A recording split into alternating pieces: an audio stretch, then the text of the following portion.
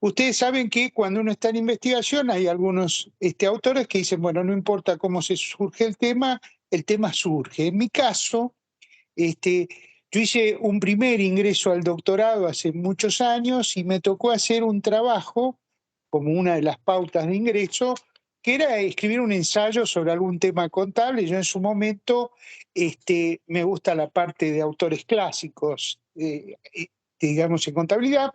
Y entonces para ese trabajo que me habían pedido, yo seleccioné un texto de un clásico, un prócer, digamos, Alberto Arévalo, y trabajé sobre lo que eran los antecedentes de los PCGA. Es decir, ese texto fue escrito antes que existieran los principios contables generalmente aceptados en toda Latinoamérica, que era de la década, era una edición del 50, pero venían reimpresiones de otros años. Y en ese momento, cuando yo estaba tratando de hacer emparentando lo que fueron después los principios, sobre la base de la influencia que había tenido este importante autor, en una parte me llamó la atención en donde él decía, bueno, la verdad que la unidad de cuenta es casi un capricho, porque bueno, necesitamos resumir todo y es el factor común que nos permite sintetizar toda la información, pero cierto es que no son agregables el efectivo con los inventarios o con la propiedad, planta y equipo. Pero bueno, como exigencia de lo que era en ese momento la contabilidad tradicional financiera, era importante. Y en ese momento él dejaba sentado que, bueno, podía ser que una información útil es medir en unidades físicas. Y ahí me quedó, digamos, tildando lo que muchos años después, cuando yo hago la maestría en contabilidad internacional, me vuelve a tocar el tema. Tuve la suerte de estar guiado en ese momento por García Casella y entonces en las clases discutíamos y yo, naturalmente, todos los temas que se planteaban en las distintas materias, yo estaba inclinado hacia lo que eran los sistemas contables no monetarios.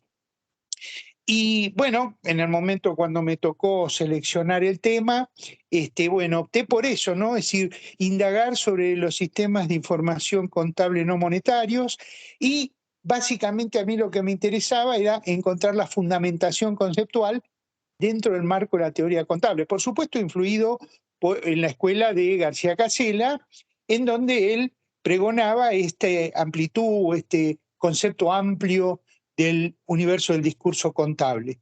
Y bueno, y ahí fue que, bueno, emparentado en esto, yo empecé a trabajar sobre un concepto amplio de contabilidad y mi misión era encontrar los sistemas contables que pudieran verificarse, que fueran no monetarios.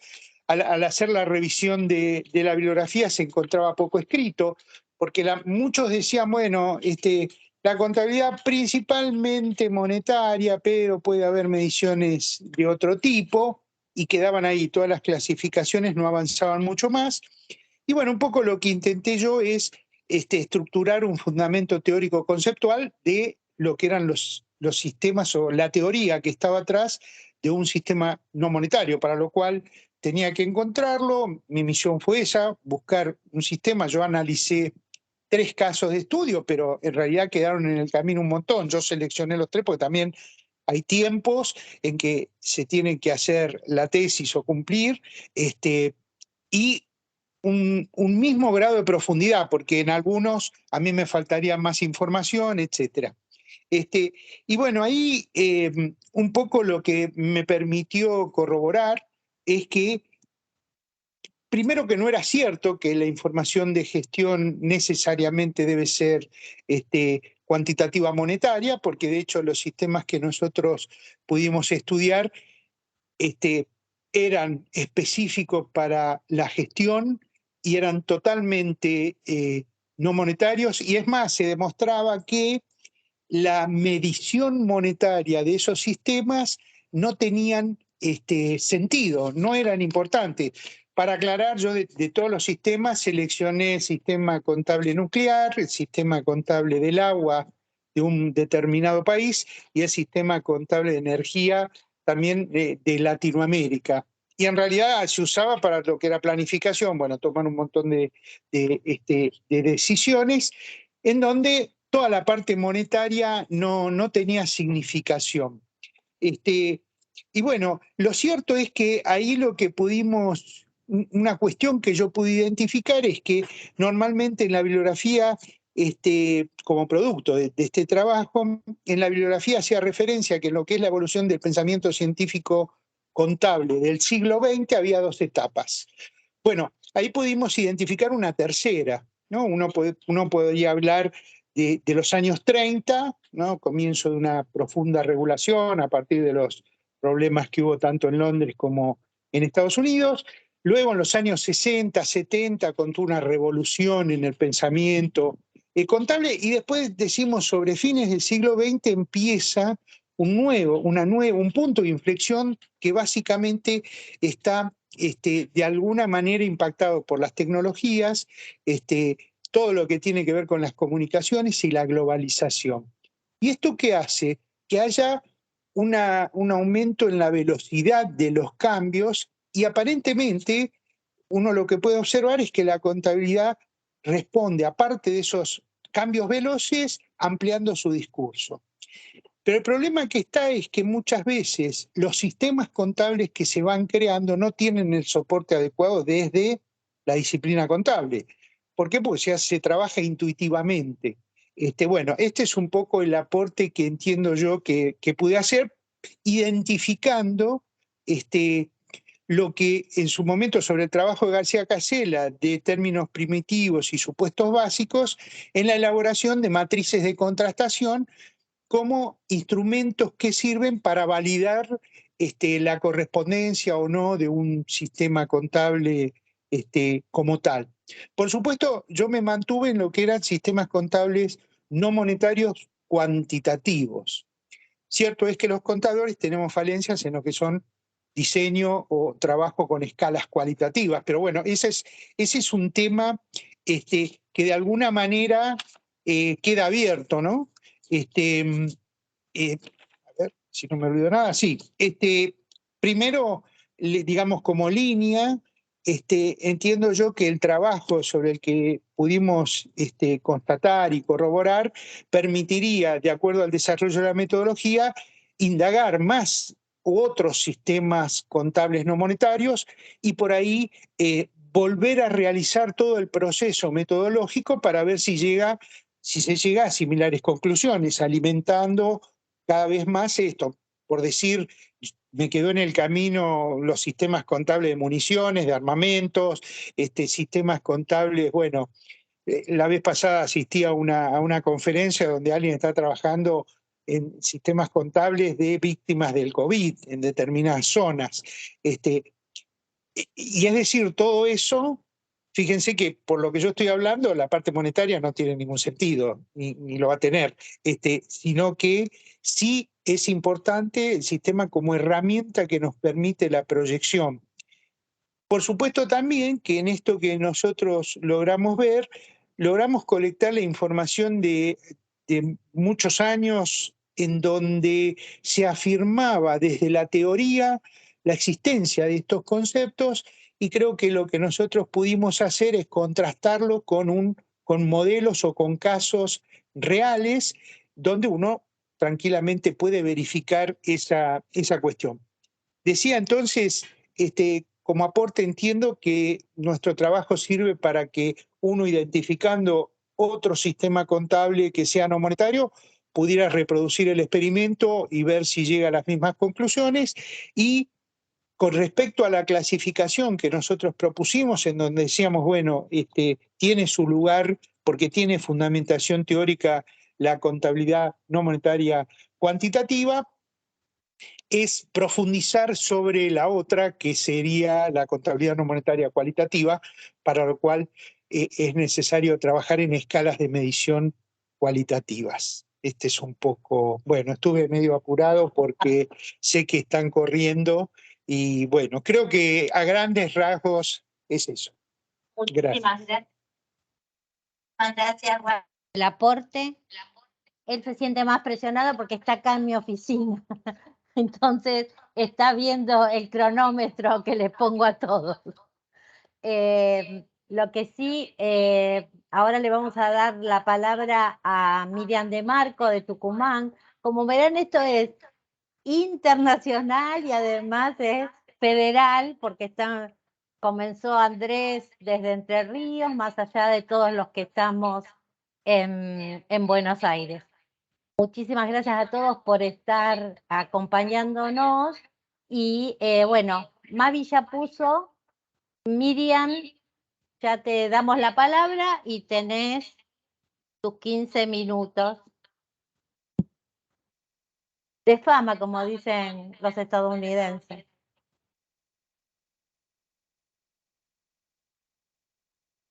No te escuchamos, ¿habilitaste el micrófono?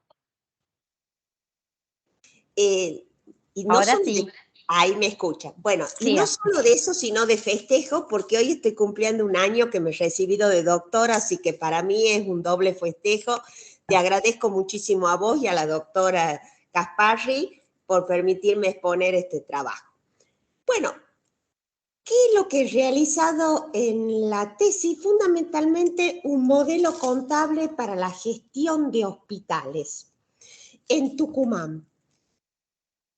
¿Qué hace este modelo? Fundamentalmente produce información para la toma de decisión, para el control de gestión y para la rendición de cuenta a la sociedad y para cada uno de los usuarios internos y externos del hospital, ofreciendo una amplitud y una síntesis en función a las necesidades de cada uno de los usuarios que existen en los hospitales y en el entorno. A la pregunta, ¿por qué elegí este tema? Vamos pasando. Fundamentalmente porque pasé muchísimo tiempo en los hospitales, tenía a mi esposo enfermo que después falleció y buscaba muchísima información y respuestas que no las conseguía para nada. Entonces yo digo, ¿cómo no puede haber un sistema que por lo menos me conteste alguna de las preguntas? Y como pasé muchísimo tiempo ahí en los hospitales, tanto en los sanatorios de Tucumán como en los grandes centros que atienden la parte cardíaca en Buenos Aires, hice todo este relevamiento y esta mirada y esta necesidad de información, y eso es lo que me motivó a mí a reelegir este tema. Además del gran direccionamiento y el ímpetu y cómo me ayudó Elsa Suárez Kimura.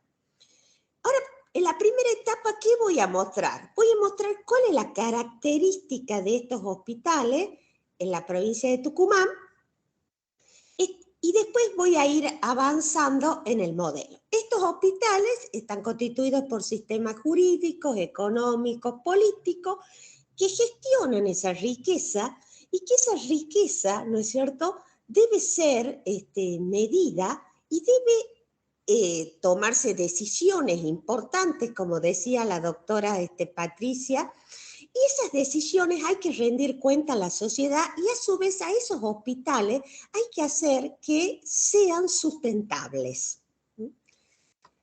Vamos a pasar a la segunda. ¿Cuál era la característica de los sistemas sanitarios? Pasemos a la transparencia.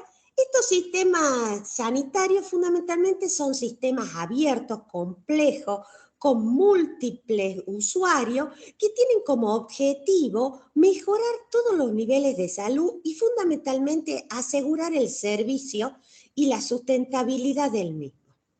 Están insertos en factores de grandes cambios porque son muy importantes el modelo asistencial. En la tesis abordo los diferentes modelos asistenciales y los contextos económicos y toda la parte de la biología, cómo afecta. Entonces, el cimiento de este modelo se hace en la necesidad de los usuarios de diferente información y en la visión ética, que es lo que da las características de este entorno. Pasemos a la próxima. ¿Cuáles son las características fundamentales de los hospitales? La primera característica es que no está estandarizada en las prestaciones, depende fundamentalmente de lo que el paciente necesita. El gran decididor como decía la doctora Patricia, en todas las tesis se aborda el toma de decisión, y como decía la doctora Ana, que sean de utilidad. El gran decididor es el médico, que define la oferta y la demanda de cuál es lo que hay que prestarle atención para mejorar la salud del paciente. El proceso de pago es diferente a las empresas porque pagan las obras sociales o, en su defecto, el sistema de salud. El volumen de recursos es escaso y lo define fundamentalmente todo lo que es las políticas. Y lo más importante es que la salud es un derecho social y es una responsabilidad pública.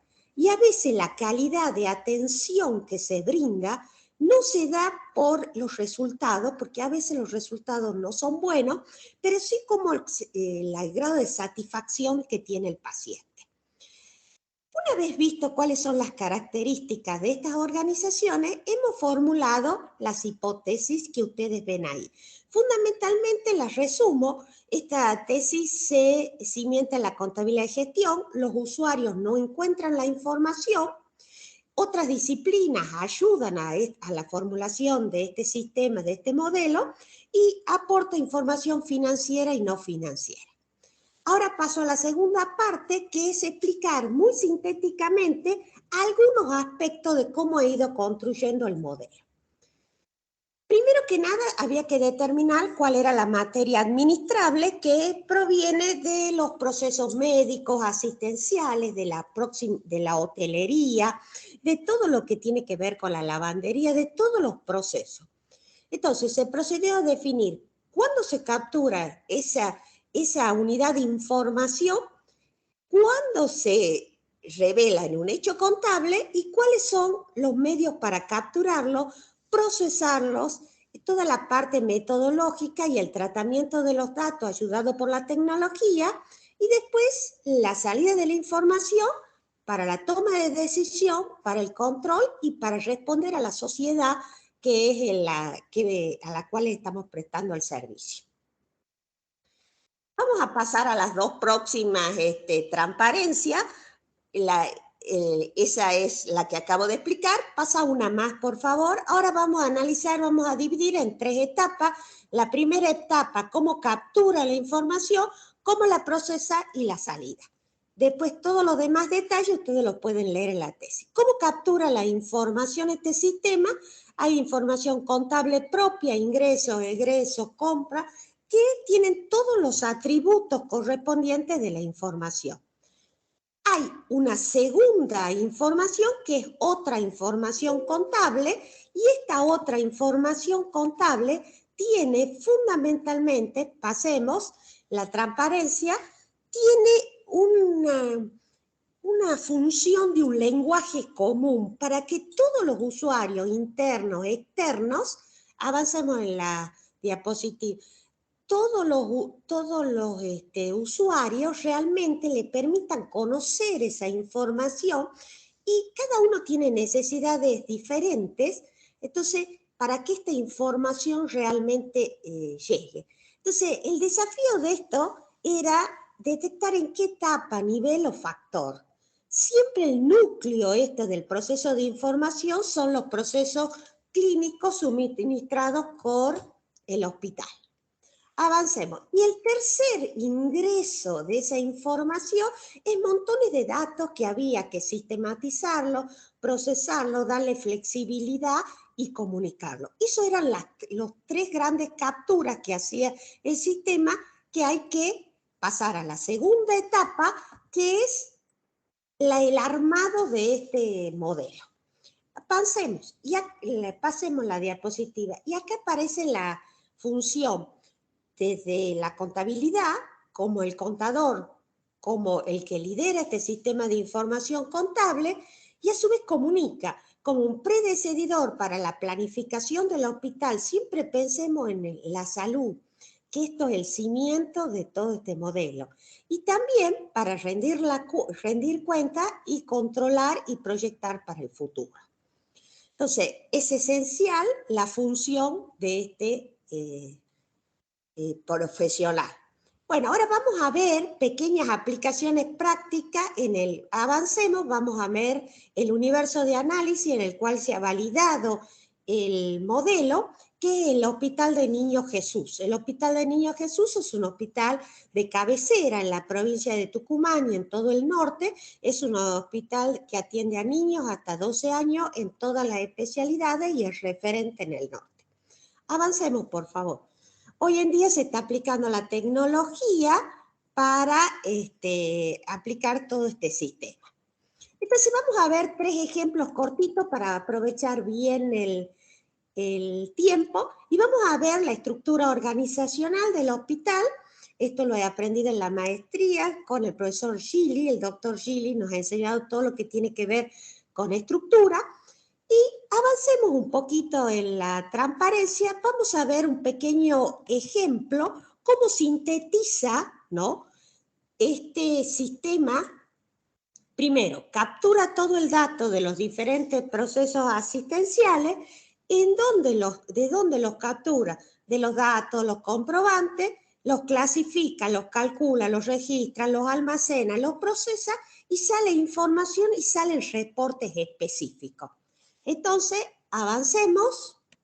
Vamos a ver ahora, ¿no?, el concepto de variables e indicadores y cómo esto se relaciona con la captura de las variables, la elaboración de los indicadores y el procesamiento de la información y los reportes.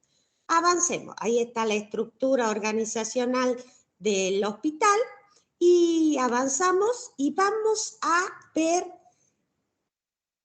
el subsistema administrativo. Vamos a dividir en 3 partes, en el subsistema administrativo, el sistema asistencial y el sistema técnico, y un ejemplo en cada uno de ellos.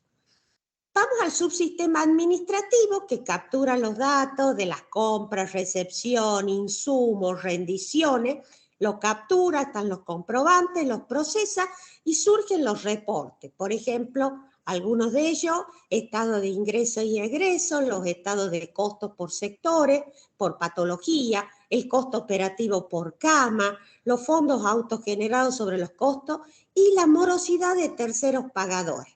A modo de ejemplo, les presento ese indicador. Avancemos. ¿Qué es lo que pasa con la morosidad de terceros pagadores?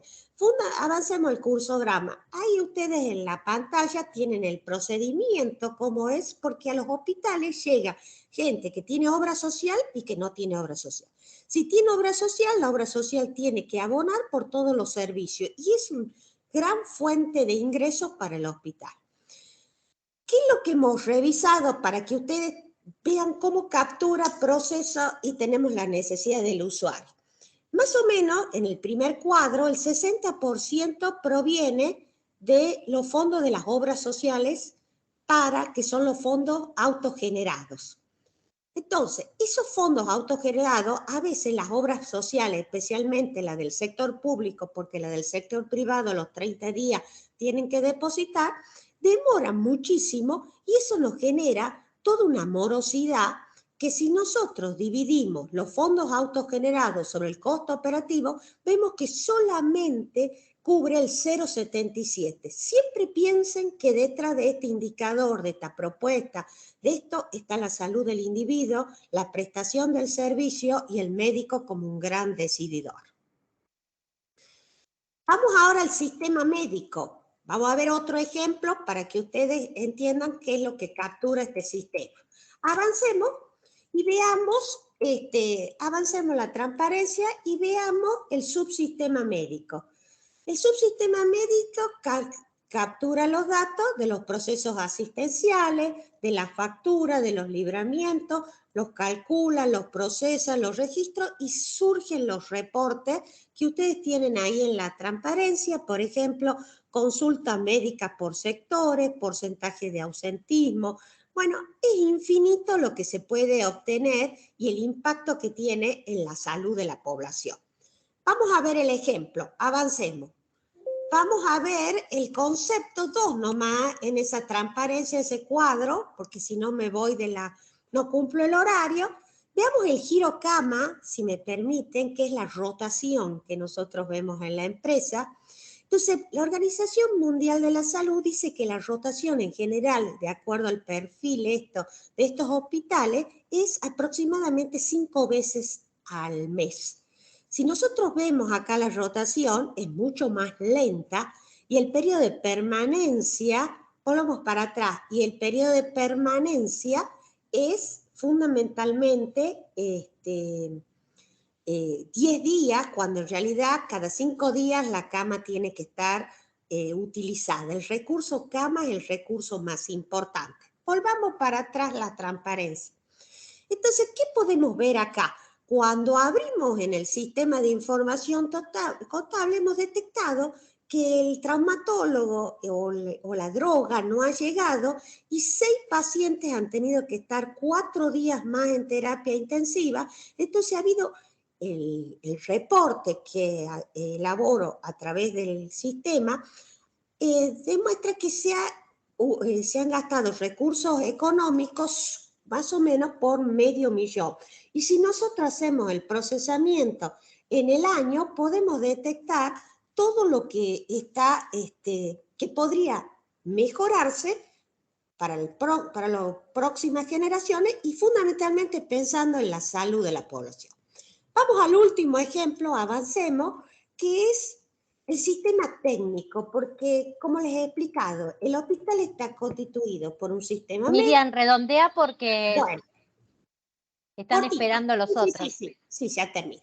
Bueno, ahí veíamos cómo no se habían elaborado todas las órdenes de los respiradores.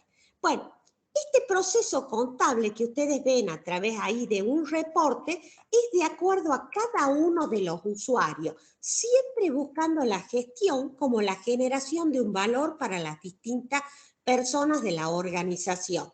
Siempre basado en la eficacia, en la eficiencia, en los reportes. Por último, esto también, avancemos por favor en la transparencia hasta la penúltima, y ahí tenemos el modelo de información, avancemos, se relaciona también con la parte de control, no solo en los circuitos de información de la necesidad, avancemos, sino todo lo que tiene que ver con el control. Avancemos a la última, así la penúltima, avanza nomás, que es la que dice los reportes, los usuarios, esa es la que estaban ahora viendo, y por último, vamos a la última ya, sintetizando todo esto, todas las hipótesis y las conclusiones se han desarrollado, se han validado, y avancemos, la última, si ya cumplo el tiempo que estoy en falta. ¿Cuál es la importancia de este sistema de información y lo que produce? Fundamentalmente brinda sustentabilidad al hospital, ¿no?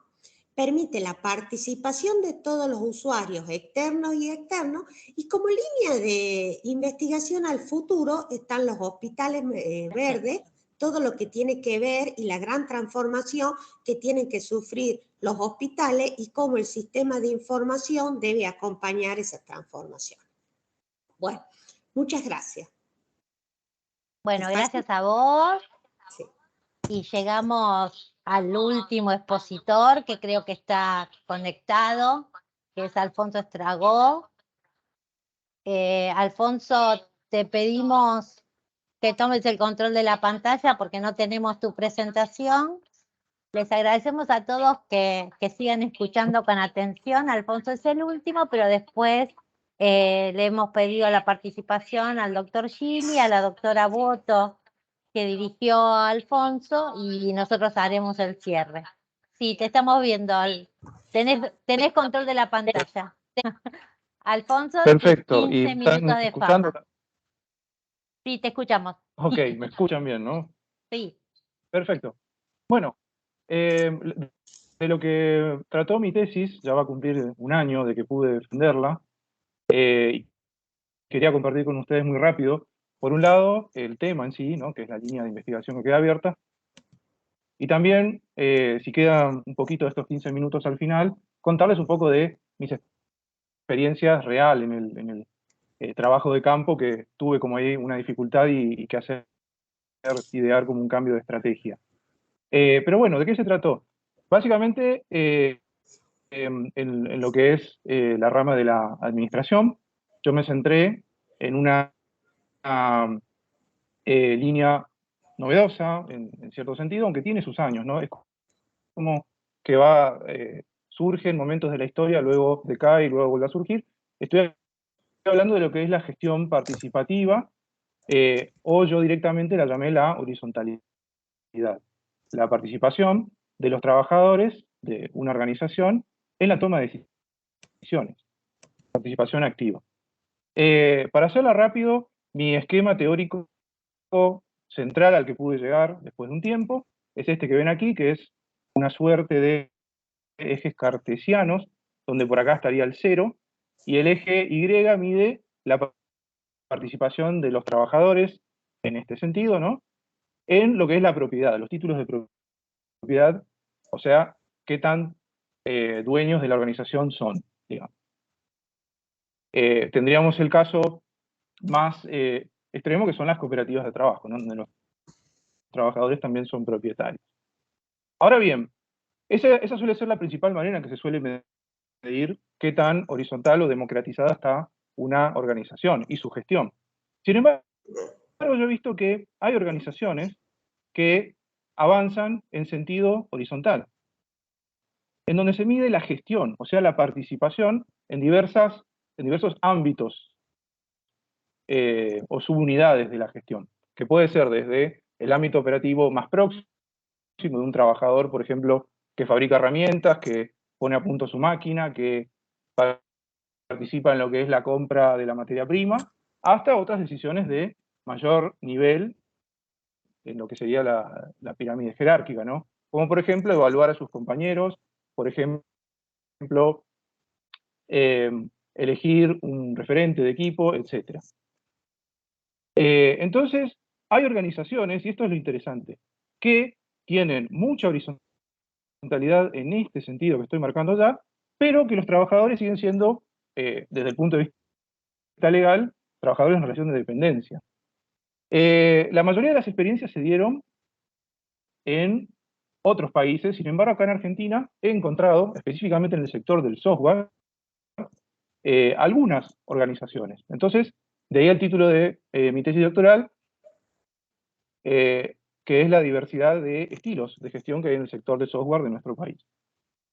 Bien, sobre este esquemita teórico voy a contarles rápido 3 ejemplos. El punto A, dentro de esa especie de mapa de horizontalidad, sería el de una cooperativa de trabajo común y corriente, que quienes conocen un poquito saben que las cooperativas de trabajo, los trabajadores son dueños, y los órganos donde más democracia hay son la asamblea y el consejo de administración, sobre todo la asamblea. Lo que sucede es que las asambleas suceden o se dan aproximadamente una vez al mes. Entonces, ¿qué sucede el resto del mes? Es la pregunta. Una vez que se deciden, bueno, quién queda a cargo de tal área, quién hace tal cosa. Bueno, en esos casos se retoma la configuración jerárquica. Unos dirán, y claro, ¿de qué otra manera hay de coordinar para lograr una cierta mínima eficiencia que permita a la cooperativa competir en el mercado, si no es a través de clásicas relaciones de autoridad? Esto genera cierto conflicto en las cooperativas de trabajo, he visto, pero bueno, esa es otra rama de la investigación.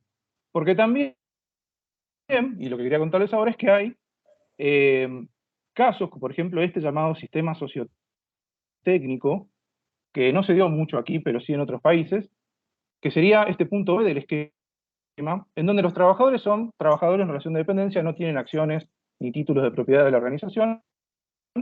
Sin embargo, se les da mucha participación en lo que es la definición de las cuestiones operativas, de la parte baja de la pirámide. Y luego, a ver, un ratito que voy a quitar todas las cosas acá, estaría, bueno, hay otro caso también llamado holocracia, no me voy a detener ahí, que es parecido al que comenté recién. El más extremo, que se da sobre todo en el País Vasco español, que tuve la oportunidad de ir hasta allá en un viaje dentro de lo que era el doctorado y conocer de primera mano esta experiencia. Fíjense lo que es el organigrama. De pirámide no quedó nada acá, parece más algo celular. Claro, ellos se manejan con equipos autogestionados, tanto de base como transversales. Los transversales serían las fuerzas de tarea, los task force de MISBER, que eligen su propio líder, y bueno, después, a su vez, esos líderes conforman dos equipos, que son un equipo de compromiso, equipo de pilotaje, que son los encargados de la coordinación entre ese equipo. Porque, ¿qué pasa? La autogestión muy lindo, pero si los trabajadores se cortan solos con sus propios objetivos, trabajadores y trabajadoras, ¿no? Y no tienen en cuenta el objetivo global de la organización, bueno, no sirve de mucho hacer esto. Bueno, ustedes dirán, muy lindo, pero no es aplicable para una cultura como la nuestra. Bueno, he escuchado tantas veces eso, y sin embargo, acá el mismo mapa, pero llenado con casos de bibliografía, ¿sí? Y la gran mayoría es o en Estados Unidos o en Europa, salvo uno, que quizás alguno conozca, SEMCO, en Brasil. Y en Argentina, bueno, aquí está. He relevado 17 organizaciones del sector de software de Argentina que están en la vanguardia no solo de lo que es la innovación tecnológica, sino también en esta innovación, si quieren, social, organizacional.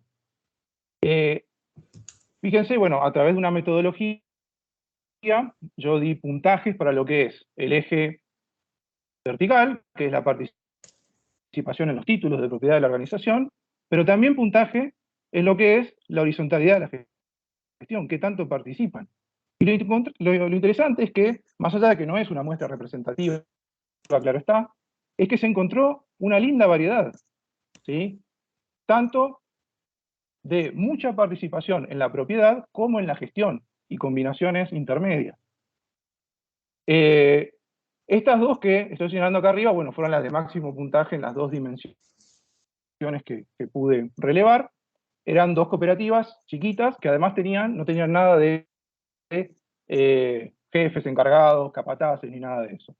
Pero también, por ejemplo, casos como este, que eran empresas de software muy exitosas, que exportaban y demás, en donde había 4, 5, 6 socios fundadores y luego 80, 90 trabajadores que, por ejemplo, en algún momento, 3 veces al año, se juntaban en una asamblea y decidían los salarios de todos, de los compañeros y compañeras, en total transparencia, sabiendo cuánto se llevaban los dueños. Suena a ciencia ficción, pero bueno, justamente de esto se trata la investigación científica, ¿no? Muchas veces ir buscando y corriendo los límites de lo que por ahí se cree que es posible o se creía que no era posible. Bien, y para finalizar, luego, para quien quiera, por supuesto, puedo dar muchos más detalles de esto, viene la pregunta de cómo logré encontrar estas 17 organizaciones y cómo logré obtener los datos, ¿no? Para armar todos estos cálculos. Porque en principio mi estrategia, yo tenía, digamos, 3, llamémosle caso estrella, que yo me había acercado, me había hecho amigo de estas organizaciones y demás, me habían dejado entrar y ver, pero después no tenía como para armar una muestra mínima, no sé, de 15 casos al menos, tenía que buscar. Entonces yo pensaba, bueno, si me acerco a estas organizaciones, después me van a ir referenciando y demás. Y con estas 3 organizaciones, primero, yo lo que pensaba era hacer una entrevista, ¿sí? Cualitativo, y luego una encuesta a todo el personal que quiera participar, buscando una alta participación. Esa iba a ser la parte cuantitativa. Pero ¿qué sucedió? En una de las organizaciones, en la que tenía dueño, en las cooperativas funcionó todo bárbaro, porque yo me mandé a hacer preguntas que sabía que por ahí podían resultar, quizás, no digo tabú, pero un poco incómodas. Por ejemplo, una de las afirmaciones de la encuesta decía, en esta organización, contrariar a los jefes y su opinión conlleva resultados negativos. Y bueno, ese tipo de encuestas, digamos, toca por ahí una fibra que puede ser sensible, puede generar ciertos movimientos, porque uno tiene que saber que está lidiando con personas. Atención quienes van a hacer, creo que la mayoría, investigaciones en ciencias sociales. Acá, porque qué sé yo, en geología uno va y la roca no le va a decir, bueno, me molestó tu pregunta o me parece muy intrusiva, no te la respondo, ¿no? En cambio, con las personas hay que tener cuidado. Por eso yo hice esta premuestra en donde me salió bien con las primeras 2 organizaciones, las 2 cooperativas, pero después con otra no. Entonces dije, con esto no puedo seguir, voy a tener que cambiar el enfoque. Y bueno, lo que tuve que hacer básicamente es descartar la encuesta, o mejor dicho, guardar esas 2 encuestas solo para 2 organizaciones, pero no ponerla en la tesis, lo estoy usando para otra cosa ahora, y la tesis basarla en entrevistas, porque ahí me empezó a resultar más fácil empezar a conseguir organizaciones que quieran participar del estudio. Los empecé a contactar, ¿saben por dónde? Por LinkedIn. O sea, un poco me tuve que poner a navegar en el medio de ellos, ¿no? Empresas de software, están todos ahí. Y ahí, cuando uno le da la palabra a los fundadores de una organización o los directivos principales, claro, bueno, se sienten protagonistas, es para una organización, para la UBA, para un doctorado. Y bien, con ese material cualitativo todavía me faltaba el desafío de transformarlo en algo cuantificable. Que bueno, por suerte pude encontrar una metodología en donde uno va codificando, mediante un esquema teórico previo, ¿no? Le pone codificación a los párrafos de lo que te fue contando la persona en la entrevista, y a partir de eso se arma una escala ordinal, ¿sí?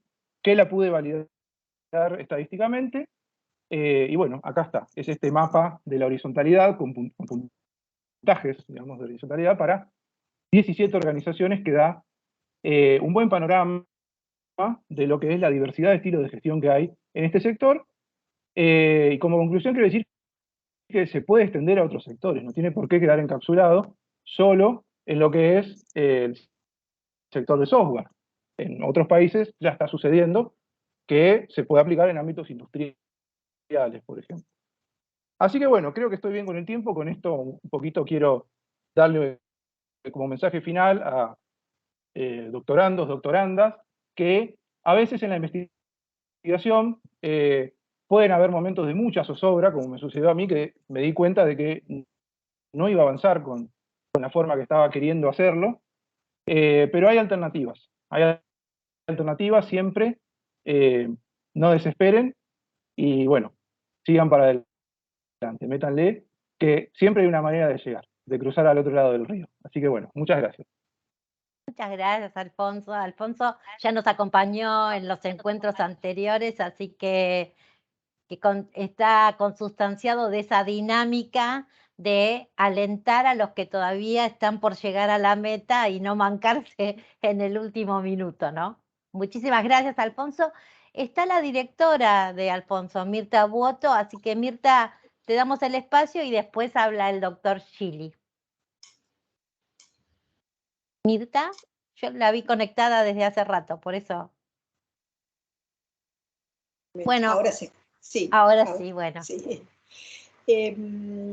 Bueno, muchas gracias entonces por la invitación y la posibilidad de que Alfonso haya podido, digamos, expresar más o menos el recorrido de su trabajo de tesis. Yo lo que quería era, en el marco de todos los trabajos que se fueron presentando, plantear algunos aspectos que tienen que ver más que nada con el vínculo de un tesista con su director o con su tutor, ¿no?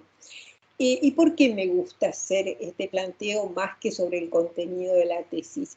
Porque yo creo que en ese vínculo lo que está muy presente es una relación formativa y el éxito, digamos, en la culminación del estudio y demás, se manifiesta cuando la relación formativa se traduce claramente en el plan que propone al comenzar el tesista y en las fases posteriores del trabajo que lleva adelante. un aspecto importante en esto es la posibilidad de que en esa relación formativa el tesista alcance coherencia en las distintas etapas que se propone en su trabajo. El propio Alfonso mostró cómo la coherencia no la iba a encontrar por ese camino lineal que fue su punto de partida, sino que el ida y vuelta sobre la realidad lo llevó a tener que reformular el planteamiento original y ampliar un poquito el espectro de las cosas que se proponía encontrar, ¿no? Entonces, lo de esta relación formal.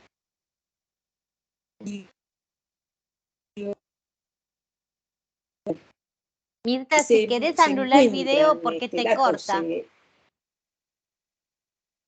Si querés anular el video y así te escuchamos bien, que es muy un aporte lo que estás comentando. Ahora está.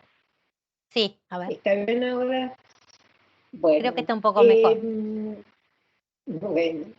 En realidad yo tampoco escuchaba, en general escucho con muchos cortes, no sé si a qué se debe. Bueno, lo que planteaba es algunos aspectos, poquitos aspectos de esa relación formativa que yo valoro tanto, ¿no?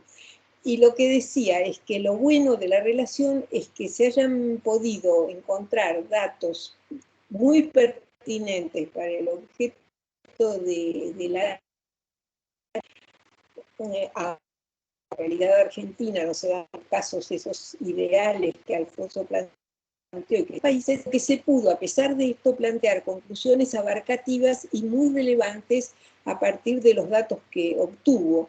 Y esto, digamos, lo que muestra, lo que manifiesta es una rigurosidad importante en haber podido llevar adelante el trabajo.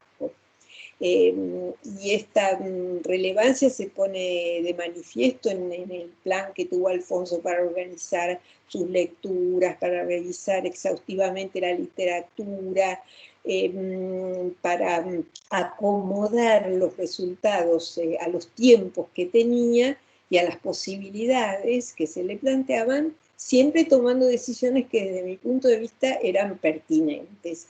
El hecho de que Alfonso haya podido, en una época adversa, como le tocó enfrentar, digamos, todo este tema de pandemia y demás, haya podido concretar el trabajo de campo y llegar a la finalización de su trabajo de tesis, incluso varios meses antes de que su beca de doctorado, otorgada por la universidad, termine,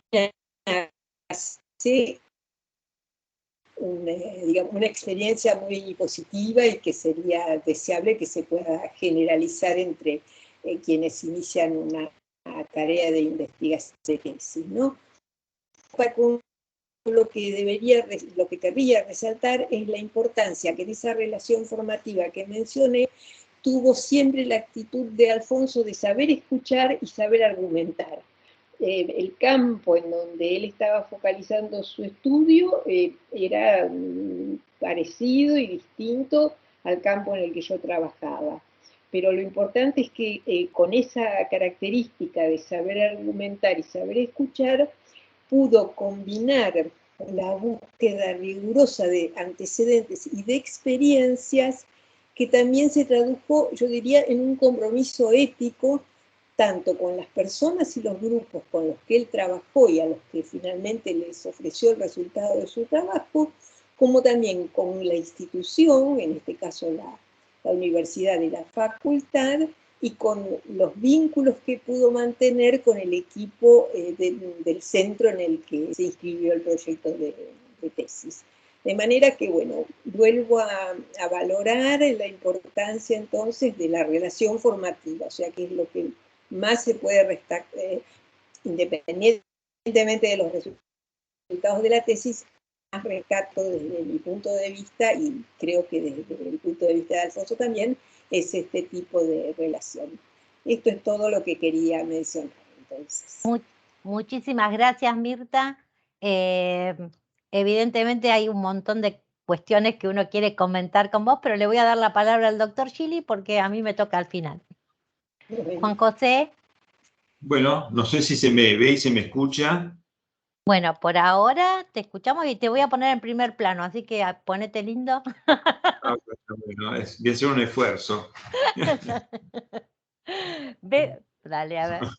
Por ahora Bueno. veíamos la imagen que tenés, pero ya te estamos esperando, estamos expectantes. Está bien, está bien. Parece que tenés anulada la cámara. Sí, no la tengo desanulada, pero bueno, no sé qué pasa dale, con la ahí está. configuración. Bueno, no es demasiado importante.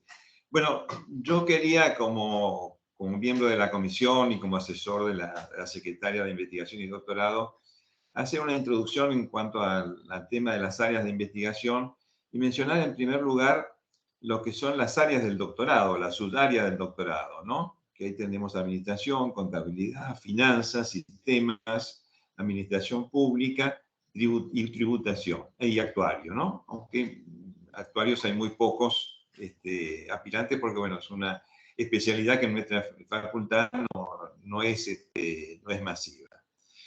Cada comisión tiene sus particularidades. En general, bueno, acá hemos visto varios proyectos que están insertos en el área de contabilidad, así que hemos visto la variedad de temas que se dan.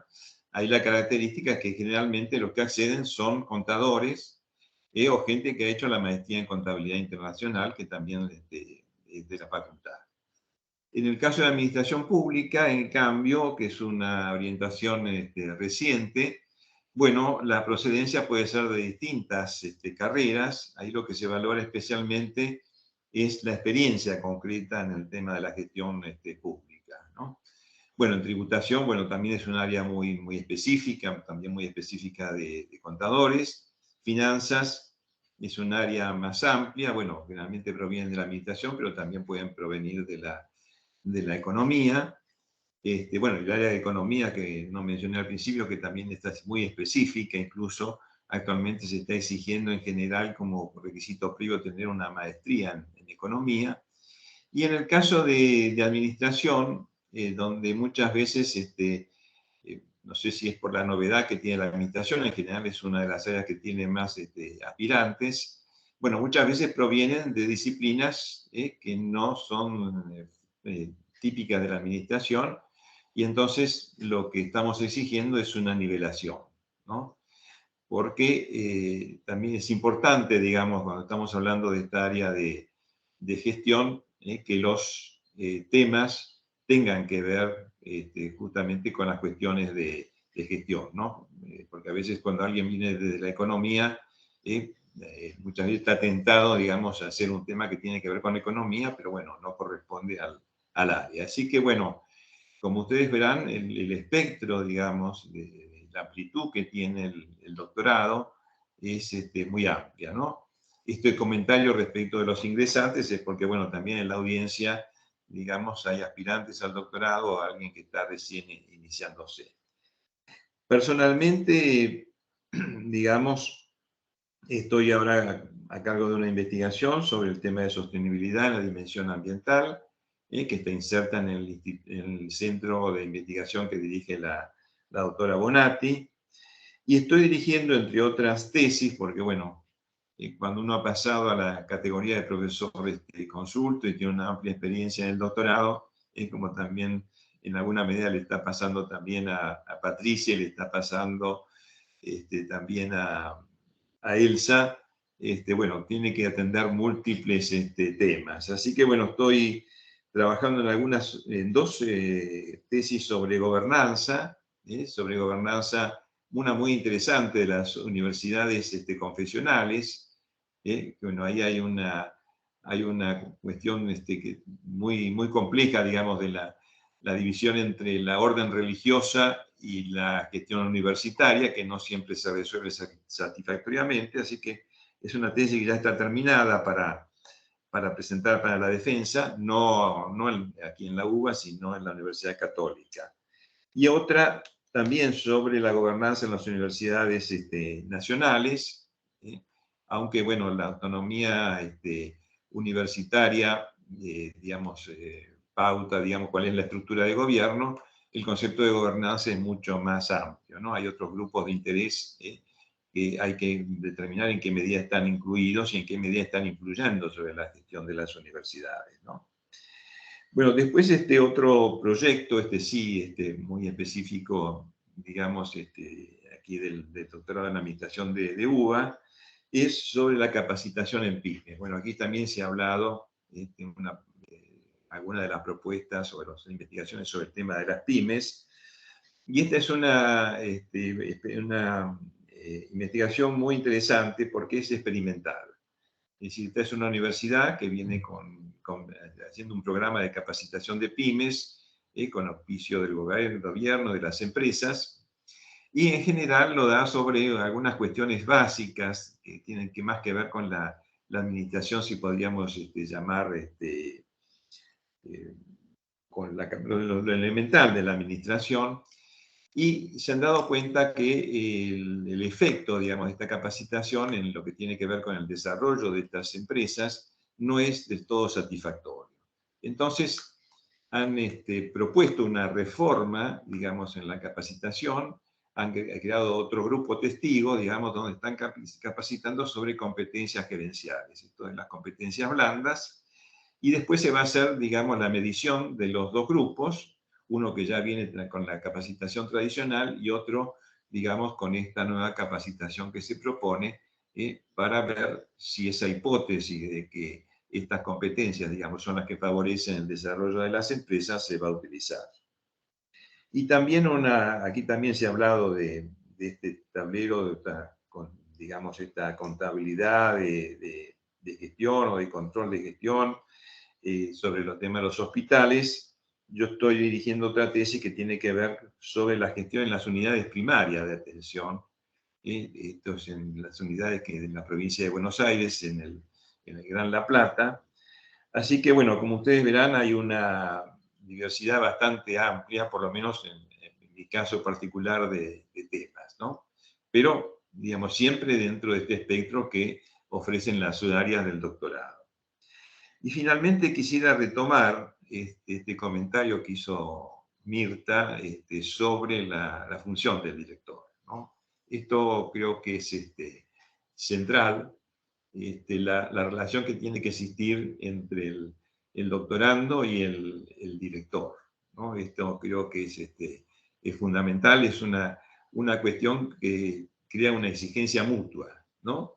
Del doctorando, de consultar, de atender las sugerencias, de responder en tiempo y forma, y también del director, que muchas veces no es un especialista en el tema que se está tratando, pero sí, digamos que tiene una visión desde el punto de vista metodológico que puede ser muy, muy útil. Y que además, bueno, esto es un requisito, digamos, para el trabajo de tesis. Entonces, bueno, creo que hemos hecho un panorama, hemos visto un panorama a través de las distintas presentaciones. Yo le agradezco mucho a Elsa y también a María Teresa, que son, digamos, las gestoras de estos encuentros, porque creo que son muy útiles para que los que están en proceso o que ya se han doctorado cuenten su experiencia, y también los que hemos sido directores de tesis o estamos dirigiendo tesis, también contemos, digamos, cómo es esta cuestión.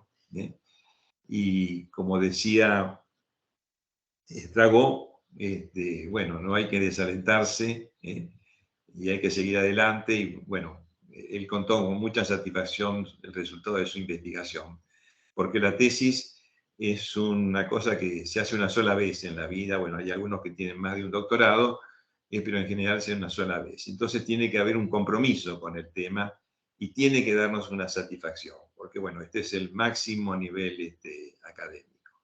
Así que bueno, muchas gracias. Gracias, Elsa, por invitarme. No, gracias a vos, Juan José, que estuviste trabajando muchísimo. Y pensaba recién en este espacio que por ahora es el espacio de tutora. En ese rol es esta participación.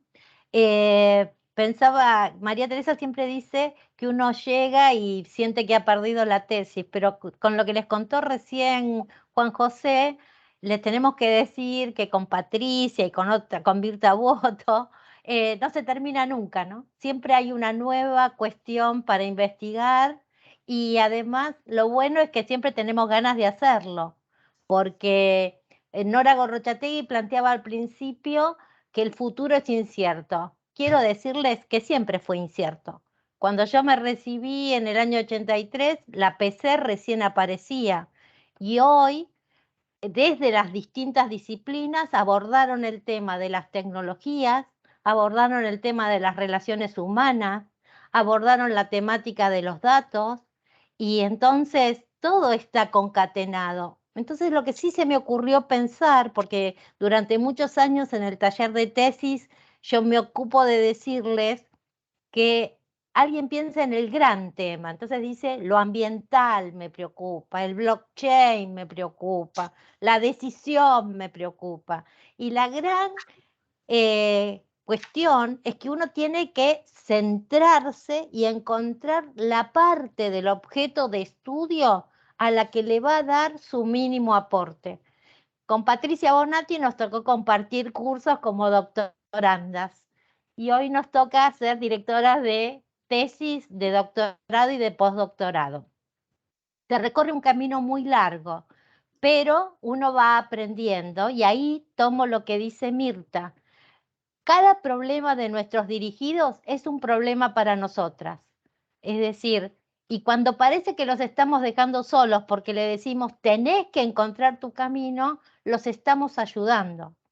Porque no podemos escribir sus tesis ni vamos a poder defenderla frente a los jurados. Entonces, todo ese proceso, yo entiendo que con los coloquios doctorales que hemos realizado con María Teresa estos 3 últimos años, estamos apoyando a que se animen y a que sepan que si esto es una balsa, que parece que el mar se está moviendo, nosotros estamos ahí para apoyarlos. Con una especie de, si bien en mi caso particular no he tenido hijos, todos somos un poco madres de nuestros tutoreados, como yo soy una hija académica de Luisa Fronti que está conectada y que también está muy contenta con los logros. Somos una familia y eso se nota. Y por otra parte, varias de los que intervinieron hicieron mención a que somos directoras de centros que pertenecen al IATCOM. Y el IATCOM, por su propia definición, ahora María Teresa cuando cierre nos lo va a decir, pero es un instituto que reúne la administración, la contabilidad y los métodos cuantitativos para la gestión.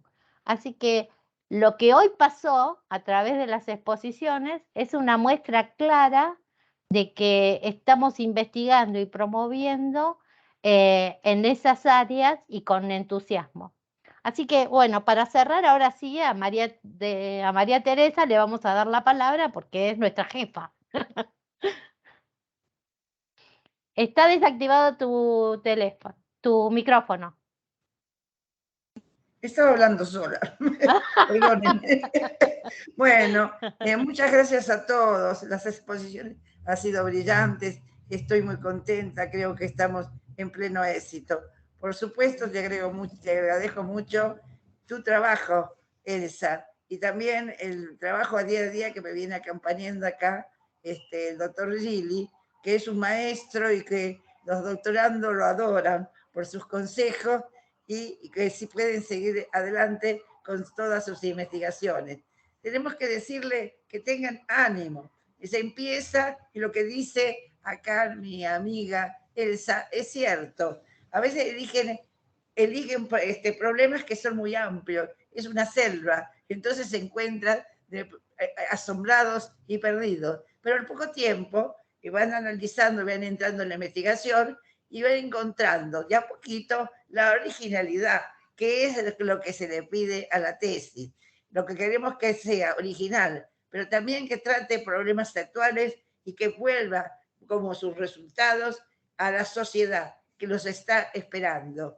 Todos los países nuestros, latinoamericanos, necesitan del progreso, de la ciencia y sobre todo de actividades nuevas, que hay que ayudarlas, de emprendedores. Yo sé que nosotros vamos a salir de todos los inconvenientes que estamos. Tomémonos con ánimo. No pensemos que no va a salir mal. Siempre que vamos a ser triunfantes, que vamos a salir bien. La tesis para mí, que es la culminación del grado de doctor, ¿no? O sea, el título máximo que se pueda tener en la academia, aunque ahora hay también tesis de tipo profesional, admitámosla, con las otras características, es el mayor grado que se puede obtener. Pero sería para nosotros el primer grado que se puede obtener, porque el individuo no debe quedarse con eso. El individuo debe seguir investigando. Debemos seguir investigando y proyectándonos con otros alumnos, animarlos, ver las nuevas temas de investigación. Y en eso es mucho apoyo la parte de investigación, que el doctorando no se sienta solo, que se sienta acompañado, que tenga con quien discutir, que tenga alguien que le diga que lo que está diciendo está mal, que lo entiende él solo, lo tiene que tener todo el mundo. Bueno, y de estar sobre todo acompañado. Eso es lo que yo noté más pronto cuando me hice cargo de la compañía de la Secretaría de Doctorado. La soledad que tenían los doctorandos, sobre todo en una actividad que era de forma individual entre el director y el doctorando. No, tiene que ser el director, el doctorando, los compañeros y la sociedad, porque tiene que tener un resultado también que se pueda transmitir y generar nuevas investigaciones. En eso yo he aportado, creo, un chiquitito, con el Instituto de Investigaciones, el IARCOM, que ha hecho referencia acá, Elsa, y no voy a volver a repetir todo lo mismo, porque es demasiado aburrido. Bueno, lo que nosotros tratamos con Elsa, con José, Juan José y otros investigadores que participen con los institutos. O sea que ahí también vayan a ver cómo se investigan y nosotros a todos los doctorandos le asignamos o un proyecto de investigación o además de su director o que tengan trato con alguno de estas investigaciones. El Instituto de Investigación, el IACON, agrupa varios centros que están divididos en 3 secciones. La sección de contabilidad, que está a cargo de Luisa Fronti, la sección de método cuantitativo, que está a cargo de la profesora emérita Brumman, y la parte de administración, que está a cargo del profesor emérito César Albornoz. Bueno, de ellos dependen centros, o sea, que con sus directores, todos los cuales son investigadores de alta conocimiento en el tema doctoral, no solamente de otro tipo de investigaciones que vayan realizando. Entonces ahí se va formando y vamos haciendo como una especie de escuelita y tenemos después el postdoctorado a los que los invito a que todos participen. Bueno, muchas gracias. Y muchas gracias especialmente a Elsa y Juan José, que son 2 valores y que hay que tenerlos en cuenta. Sin ellos no podríamos ir adelante en esta tarea que hay que trabajar mucho, la verdad que sí. Pero que no está contenta porque ve éxitos de los chicos que salen contentos, que tienen en ese momento que se necesita salida laboral, que la consiguen. Entonces, esto todo ayuda al proceso de recuperación. Bueno, nada más, no los quiero aburrir más. Muchas gracias. Hasta otra oportunidad. Yo creo que vamos a seguir yéndonos y que todos vamos a poder viajar el 2023. No sé si a Costa Rica, a Guatemala, o en algún lado. O nos quedaremos en casa, no sé. Bueno, hasta luego. Chao, besitos. Muchísimas gracias, María Teresa, el cierre perfecto. Entonces ahora cerramos formalmente. Como hay gente que quiere seguir charlando, corto la grabación y pueden quedarse en una sala tipo T, que como nos quedamos el año pasado. Gracias, María Teresa, gracias a todos por acompañarnos, que nos acompañaron desde muchos países: Chile, Colombia, México, Paraguay, Perú, Bolivia, además de Argentina. Muchísimas gracias a todos. Hasta el próximo encuentro, ¿no, María Teresa? Sí, no. Y quedan abiertas mis puertas de mi despacho por si me quieren consultar algo. Después dejarle en todo caso los teléfonos que nos pueden comunicar si tienen alguna inquietud. Bárbaro. Algo le vamos a contestar. Alguno de o inventaremos. Bueno, corto y así vamos al tecito. A ver. Bueno, Muchas gracias.